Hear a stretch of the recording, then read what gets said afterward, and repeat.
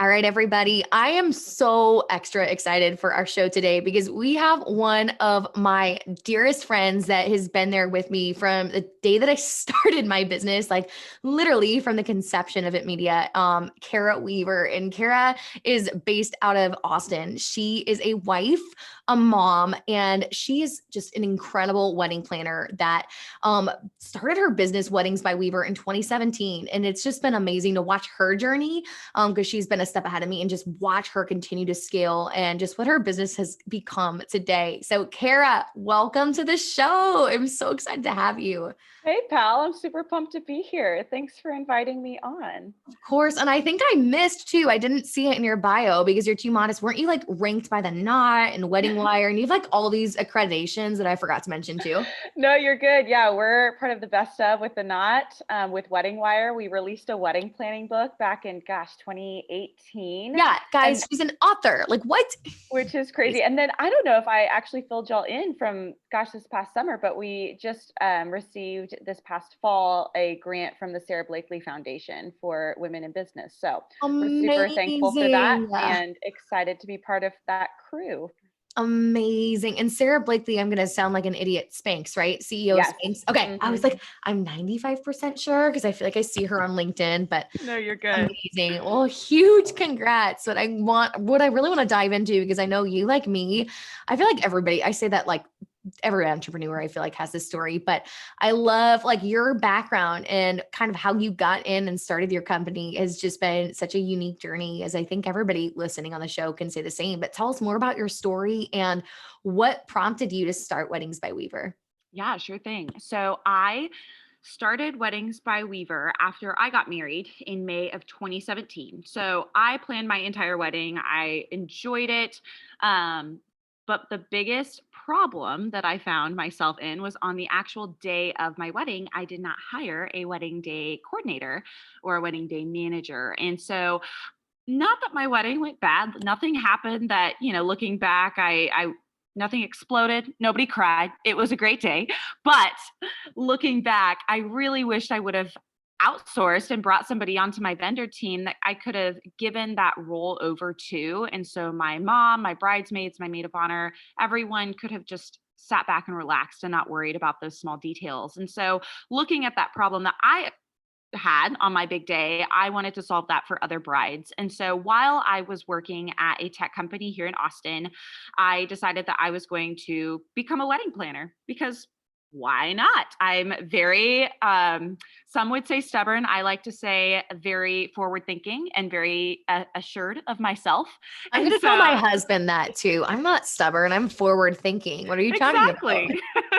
And so we launched Weddings by Weaver in September of 2017 while I was still working my full-time job. And I was doing weddings on the side. On the weekends, I would, work a 40-hour week. And then during the evenings, I would take consult calls with my clients. And then on the weekends, I would go and work these events for, 12, 15 hours, trying to just gain as much experience as I could. And decided that doing 9 or 10 months of that kind of really gave me some experience under my belt where I felt confident enough to leave my job at the tech company and launch Weddings by Weaver full time and work full time as an entrepreneur and run my company. And so in culmination, from the beginning concept of Weddings by Weaver to actually leaving and doing that full time, it was about a year. And it was a really hard year, but it was a really great year for me to kind of understand time management skills, how to outsource jobs that I like doing in my company, jobs that I wanted to look elsewhere for somebody else to do within the company. And I got a business mentor that is how you and I met through Miss Courtney Baker. And through that was able to scale up my company. And basically we're now in 2020 and I still can't believe that I've had my company for almost 3 years now. And we're doing a really great job kind of navigating the crazy changes of COVID, figuring out, how do you pivot as a company and how do you stay on top of it when you have everything else going on in your life, like marriage or babies, or pandemics. Right? Just a global pandemic. I know of all the years I Casual. look back and I'm like, wow, you know what? If we can manage to grow our company while I'm pregnant in a pandemic, when there's a world shutdown right after I quit my job, then anything's possible. Absolutely. You can do anything Right? with that. It's like, okay, come on, 2021. Like, we'll just see what happens. But that is something that I think you've done so well. And I just can't even believe it. That you stayed at your job for a year. And you from the get-go though, Kara, I've just from watching you and working so closely with you, you've always just set an incredible example of work-life balance and figuring out how the heck to freaking do the thing. But I'm guessing when you were at your other company and growing your business at the same time, that was not always the case. So what led you, because you're kind of like a guru and you're doing the thing, like you're still, I'm like taking notes from everything you're doing from when my baby comes. I'm like, okay, how am I going to do this thing? It's going to happen. I just don't know how, figure it out. But how did you navigate some of those things when you had very little time to basically grow a company and then work at a company and then make the transition to try to get the work, like, or I can't even talk, to get the work-life balance that you have today? Yeah, that's a great question. It definitely comes from a lot of failed efforts that we learn from, and we learn very quickly, and we pivot from that to decide what we're not going to continue doing. I would say while I was working a 40-hour plus job during the week and then having to balance my company on the side, it did take a lot of sacrifice. I think right at the beginning, a lot of young business owners, we think, oh my gosh, I'm going to start this company. It's going to be really easy.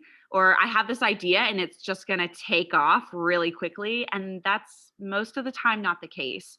And so I think having a mindset of, okay, I'm going to have to put this hard work in. There are going to be some nights where I'm up until 2 a.m. And that's okay because I know that tomorrow night I'm going to not do that. And I'm going to set some healthy boundaries for myself to make sure that I am getting enough sleep, or I am able to work out, or I am able to spend time with my spouse or my kids.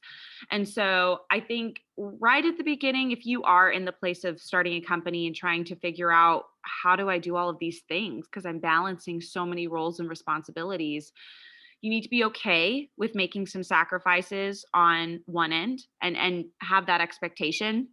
But I think also just making sure that you're blocking out time for the most important things in your life. And for me, the most important things that I would rank are my faith, my family, my friends. And so figuring out how do those take precedent over my career goals has been for me just a very long process that I think COVID in a very weird way that I do not want to repeat anytime in the future, kind of forced me to have to look at. And so, yeah, from the beginning, I think just setting those clear expectations and then moving into running my business full time, a lot of block scheduling. You know, if I'm thinking about the tasks specifically that we did, it was a lot of block scheduling, outsourcing a lot of the roles and responsibilities within the company, and streamlining a lot of processes. And you do a great job of this too, Ashley, of making sure, especially within the social media realm, when we've worked together, of how do we do this in a way that's making the most sense with our time, our money, and our energy. And so I would just recommend to anybody that as they're starting off with their product, with their service, whatever they are offering, they need to think about streamlining and cutting out the fat. Cutting out the fat. I love that. Even though I love it on my steak, not great in business, right? I'm Me, one of yes. the few weirdos that's like, that's the best part. Like, why are we? But yes, in business, like I think it's just so key to run a lean business. Now, I do have another question for you because I'm Oh, curious. One thing that I have found, and I'm wondering if you found it too, was that even though it was exhausting, even though it was just I just came back from work every day and felt exhausted when I first left, or when I was still at my 9 to 5 full time and growing my business. It was just crazy, but I always found a way to get it done. Even though mhm. I had clients, even though I had other things going on, everything always got done. It didn't always get done perfectly, but it got done. And Yeah. it was so interesting that I found once I took the full-time leap, things that I used to be very productive at and that I would get done suddenly would just get pushed off. And because I set my own schedule and because I could quote unquote be my own boss, right? I lacked the structure and the priorities. And so things that, I caught myself really early on because I would find myself complaining, be like, oh my gosh, I just have no time. And I would look back and I looked back at my calendar from when I had first started. And I'm like, okay, I was doing way more work and yet it still got done. And yet here I am now doing like the same volume. And I mean, there's just no excuse for that. So I'm curious if you encountered that too and how you combated that whole, I don't even know what to call it, that productivity syndrome. I don't know. Yeah, I think it's, for me, it was a lot of procrastination, if I'm being honest, making that leap because, yeah, you can sleep now until 10 a.m. Like, heck yeah, when you don't have to go into an office and your own business owner, you're your own boss. And I definitely faced that right at the beginning. I think for me, the biggest help was getting a business mentor from the very early beginnings of making that full-time leap, because that created a lot more accountability with me of having somebody that I was checking in with regularly to show my progress, and to talk through things that I was stumbling through. And there's a lot of really great resources. I listen to so many podcasts by marketing gurus from other women business owners about how they overcame this specific problem. And what it really boiled down to was creating a schedule and being disciplined. And I I don't know if discipline sometimes can come off as a bad word in a lot of people's minds. But it's really helpful and it's really good, especially as business owners, when we have so many things that we do have to get done, to be able to have that self discipline and that responsibility to wake up. If you are a morning person or a night person, you kind of know your schedule and you know when you're going to be the most productive. And so trying to fit in within those windows, those tasks that you are really great at and can knock out of the park within a 2-hour time frame, you just feel so much better than, like you said, pushing it off over and over and over, and then finally getting to, maybe a day before a deadline and thinking, how the heck did I not finish this when I had so much time to complete it? So I think setting those benchmarks and those goals for yourself independently is really helpful, but ultimately you need some accountability. That's so huge. And, I wish I could take credit for saying this, and I can't remember who said it, but it really resonated with me and it was so true. But they just mentioned, I remembered I would have so much guilt. So in my project management software, I don't know if any of you guys are nerds on project management, whether it's Asana or Trello, we all use ClickUp. And ClickUp has list view. And anyway, I won't geek out too much. But one thing that I would do really early on would be I would like set priorities and I would flag Mhm. them based on most important, least important.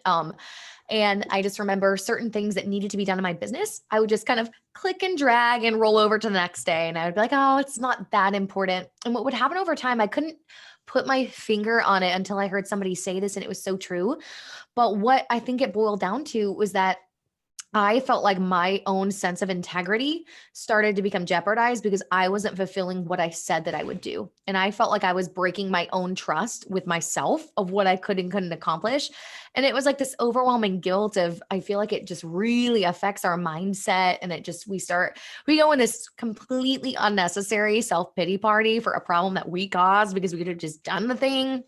Like, how hard is it really? It's usually just procrastination, right? Or we can, I don't know. So I'm curious, like, if you've ever experienced that, and is there a difference too between us doing that, but then also being incompetent? And I'm wondering, so I guess it's like a triple question, right? Is it just like, is this a mindset issue or is this a personal discipline issue? How do we solve it? And then is there a time to outsource when it's a competency issue? And how do you pick that criteria? Four Yeah. questions. I love it. Love. You are the best question asker. This is wonderful. So I think it is a mix of that self discipline and a mindset, because if you don't have the right mindset going into your day, you are not going to want to do anything. And so that self discipline just gets thrown out the window. And so, from a mindset perspective, I think for anyone, let's just say that you have a task list of 10 items and you're looking through those and you know that 5 out of those 10 task items just make you mad. Like, and the reason I say mad is because when I think about accounting, I just get internally mad because Oh, that's either, me. Any day that it's like, oh, accounts receivable, we have everything on auto bill now. But before we did that, yeah, it's like, oh my gosh, not again. yeah, I just like don't want to do that. That's the last thing I want to think about. I have to think, okay, is this making me mad because I'm incompetent and I just don't know how? Or am I mad because I know that I know how to do this and it's going to just take me a lot longer than this other task that I could knock out in 10 minutes? And so the way that like I would organize that from a self-discipline standpoint is I like getting the hard things done first because you swallow the frog, kiss the frog, whatever you want to say. You're going to feel a lot better when it's done. And so, from a mindset perspective, sometimes you're just wanting to go, go, go, and you feel really energized. You've had a great night's sleep. I haven't had one of those in a really long time now that I've had my little baby. But you have had a great night's sleep. You've had your coffee. You're ready to go. Then your mindset's in a great place, right? Your self-discipline, you've been practicing, you've been working on, you've had your accountability with of knowing that you're going to get all of these tasks done by 1 p.m. Today. And you know that you can do that because you've set aside time, you have turned off your phone notifications, you've turned off your email notifications, and you're just going to get the dang thing done. Um, so if you have the mindset and the self-discipline in place, looking through that task list, you can look at the things that, again, that you know how to do. And then the items that you might need a little bit extra time because you just don't know how to accomplish that, or you're working through a process that you're having to create. And that's where bringing in that third party can be really helpful because they're going to be able to get a job done in half or a quarter of the time that you would if you really had to do it. And I know that sometimes money comes into play with a lot of business owners who don't want to pay money for something that they know that they can do. But at the end of the day, your time could be probably spent elsewhere in order to get those things done and save you money in the long run. And so in terms of that 10 item list that I was talking about, the way that I would organize that is let's get the hard things that I know how to do done, check those off. The easy things that I find fun, those are my reward once I get these hard things done. And then the things that I need help on, either they go at the end of the list because I either have to hop on a call with somebody who knows how to do that, or I'm going to take them off of my list and give them to somebody else because that's where you're going to be able to scale. And that's where you're going to be able to spend time with your family and your friends after work and not worry about those things that are still left on your to-do list that will probably make you feel really bad at the end of the day if you haven't accomplished them.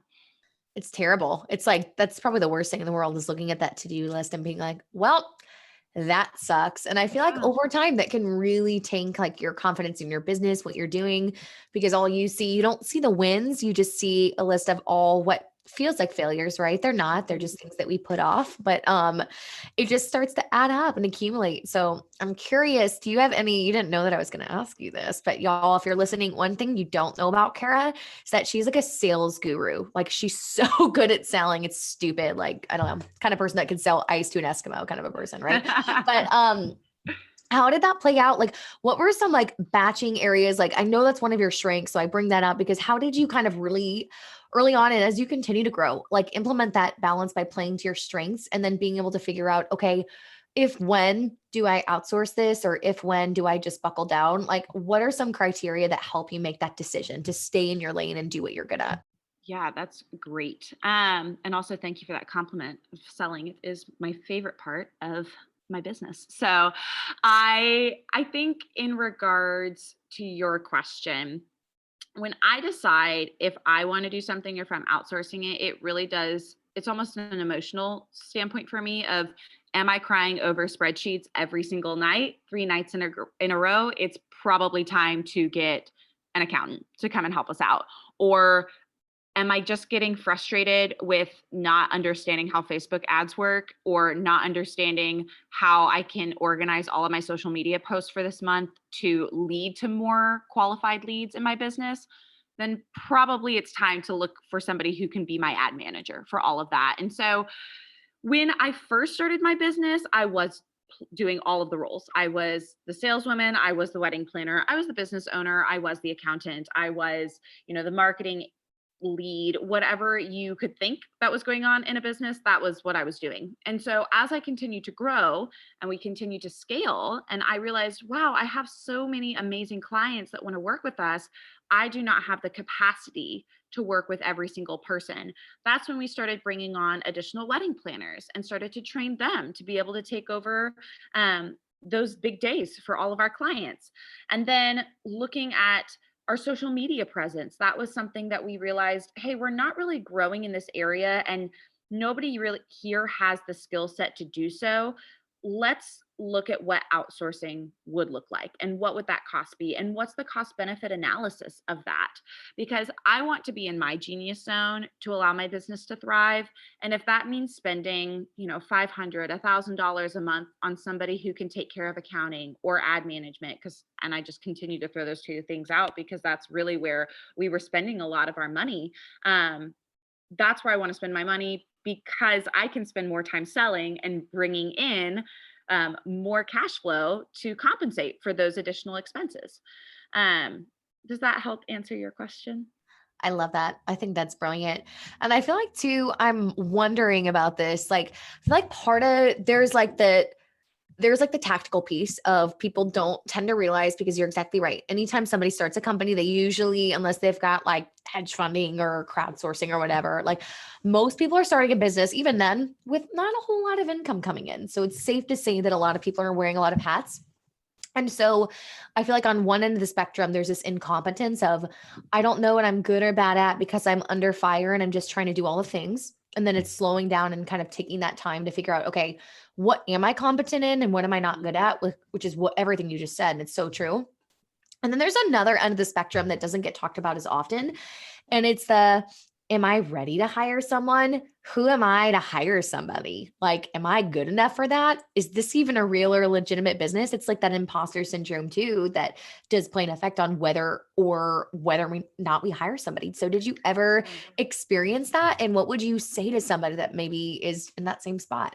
Yeah, that's great. I actually just had a conversation with my little brother about this because he's starting a company and has been thinking about what does it look like to scale, and can I think the other part of your question too would include how can I trust somebody to take care of my baby, like my company that I've put so much effort and time in, and I don't want somebody else to screw it up. Or I don't want them to mess up to the point where my business is not reputable or respected by potential clients or other competitors. So I think that's in there too. Now, I think in terms of hiring somebody from a cost standpoint, you need to think about, well, what would the additional income be that that person could bring in for you? So, for instance, if I am one salesperson and I know that I maybe am not great at sales and I need help in that area, then maybe hiring somebody just on Tuesdays and Thursdays to take all of your incoming clients, prospective client calls. They could potentially bring in even one client a week could equal, let's say in my company, for instance, that could equal $1,600 for one client on average. That means I'm probably spending $20 an hour for this person. And I'm doing just some quick math here because, again, not great at accounting. But if I pull up my little calculator here, if I'm paying somebody $20 an hour for 16 hours a week, I'm spending $320 a week on one person. And my goal for them would be to get one new client a week. If my one new client, again, is $1,600 and I'm spending $320 on the salesperson to take those client calls, then I am profiting $1,280 a week. So that justifies a spend to bring somebody on. And I think the other thing too that business owners get caught up in is we don't have to hire somebody for 40 hours a week right off the bat. You can start slow, and that's really helpful, I think, to a lot of freelancers in this space. You can hire somebody just to work per project or to work on a limited amount of hours per week, and even that's going to be so helpful to you as a business owner. And you can do trial runs, you can do a lot of things that are going to protect you and your company, but also provide income to somebody that is a really great worker and could add a lot more value to your company overall. So I would highly recommend, do the math. Think through what you could pay somebody, what your expected profit would be from that end, and see if it would work out, and do a trial run with somebody and interview them, interview lots of people. You don't want to hire the first person that's coming to your company asking for a job. You want to make sure that it's going to be a really good fit, and you want to train them well. And I'm sure that you guys will do tons of podcasts on, how do you interview people? How do you train new employees within your company? But that would be my advice to somebody who is thinking through, how can I outsource something without spending, thousands of dollars each month and going bankrupt within 3 6 months of running a business, but knowing that they still really do need a lot of help. I love that. And it's so brilliant because most people really just won't take the time. They let these stories of what everyone else has said that it's too expensive or it's too hard or too challenging get in the way. And if they were Mhm. just taking the action or if they just had the or not even if they had the resources, we've all got plenty of resources. At this point, there is no, like, I'm sorry, if you were listening to this podcast, I'm just going to call you out. There is no excuse for saying that I don't have the resources. There are so many free podcasts, free training. Heck, mentors like that are literally willing and just like eager to help people succeed. So if you are saying that you have no resources, I'm going to put that right back at you and just say that you have not looked hard enough for resources because they are at your disposal. But Yeah. And I what would throw you, in yeah, there, oh, sorry, I would no, just throw in go. there too. Um, get creative with your skill sets. And if you feel like you don't have any money to spend, you can trade your skill sets with people. Like you said, there are so many resources and Facebook groups and organizations within your local area, like nationally, that if you were to make a Facebook post, I'm just going to challenge everyone listening that if you were to make a Facebook post and say, I am really great at fill in the blank, and I'd be willing to trade this skill set for 10 hours a week for 10 hours worth of selling training or a salesperson to come and take my incoming calls. You are going to get hits from people that are very confident in those skill sets who need your skill sets. And so you don't have to trade money. You could trade skills. And there is something that is a net zero spend, but you both are going to have a benefit from that. Well, and I think about the year too, and I've just been pushing back on everyone that said, this is so hard. It's the worst year to start a business. And I understand, and I don't want to be naive and ignore that a lot of industries have been affected differently. But also, like, I know, at least within our local city, like the amount of resources that have been put together, it's like, it's ridiculous, like in a good Mhm. way. Like, there's an office building that's offering 6 months of free co-working space if you're out of a job and you want to start a business. I know grants that are continuing, like not just the PPP money that was free, right? There's all these grants that, just like you said with Spanx, like there's so many opportunities for business owners that are scaling that just don't even apply for them, Yeah. that are sitting out there. There are trainings like I see on Facebook every day, probably because I do ads, that they're saturated by get this freebie, get that. And there's a lot of value in there. And so there's no lack of resources. And so that leads me to believe that it does come down to a mindset issue. So, what would you tell somebody that's sitting here that's like, that has believed those lies, maybe that it's so hard and I don't know if I'm good enough? Or I think the biggest one that I have with coaching clients, at least, is a scarcity mindset. And it's this mindset. And I speak from experience because if you would have asked me that maybe a year ago, I would have been terrified too. I think when I hired my first contractor, it was the same thing. Like, what do I do? And I had to have my coach talk me off the ledge. But it's so true where it's this scarcity mindset of, well, if I hire someone, there won't be enough for me. And I'm thinking, oh, you idiot. Like, I sound like Dwight right now. I hope everybody listening to the show is an Office fan, but I'm like, you idiot. Like, no, like if I could go back and talk to myself, that's exactly what I would say. He's like, yeah, no Mhm. wonder you're stuck where you're at right now because you don't know it all, Ashley. But what would you say to somebody? Maybe you're a lot nicer than I am. Maybe in a kind of way that is terrified and that just has that scarcity mindset and is just so nervous to take that step. Yeah, I would say be confident in yourself. You have something that is unique. And if that aspect of uniqueness is solely the fact that you are viewing something through your lens or your frame of reference, that is unique enough to set you apart from the other ad management company that is next door or that other wedding planner that is located in your same city.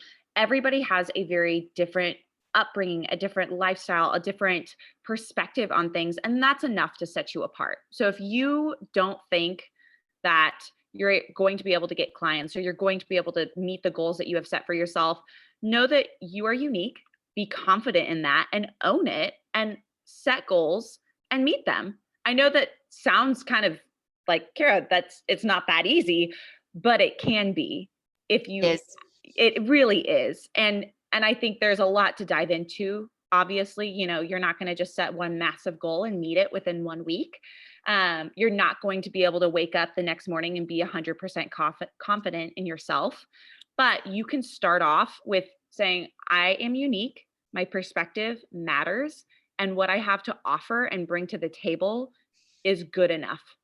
Mm. And I think from my end, it took me a while to get there.